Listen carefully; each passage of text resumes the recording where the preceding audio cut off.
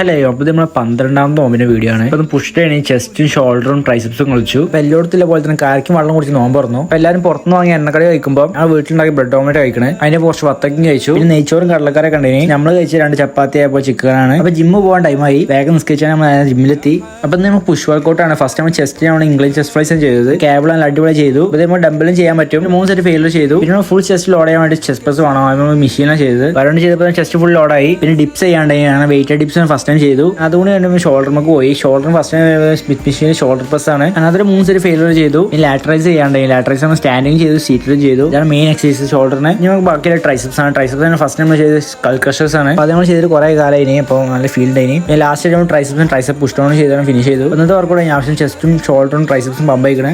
Post workout protein pan കേക്കും കഴിച്ച് ജിമ്മിൽ നിന്ന് ഇറങ്ങി. അപ്പോൾ സ്റ്റെപ്പ് കൗണ്ട് കംപ്ലീറ്റ് ചെയ്യാണ്ട് അത് തീർക്കാൻ വേണ്ടി നമ്മൾ നടക്കാൻ പോയി. അപ്പോൾ ഈ ടൈം മാത്രമേ നമുക്ക് നടക്കാൻ ടൈം കിട്ടുന്നത്. ബാക്കി ടൈമൊക്കെ നമ്മൾ ക്ഷീണിച്ചേക്കാണ്. ഞാൻ പോകുന്ന പട്ടിസാറിന് ഫാമിലിയും കണ്ടു. 10K സ്റ്റെപ്സ് കംപ്ലീറ്റ് ആയിട്ട് നമ്മൾ ഫ്രൂട്ട്സ് വാങ്ങി വീട്ടിൽ വന്നു. ഇപ്പം ഇന്നത്രയ്ക്കുള്ളൂ. പെൽച്ചിക്കൻ തൈക്കിൽ അടുത്ത വീഡിയോ പറയുന്നുണ്ട്. Okay, by.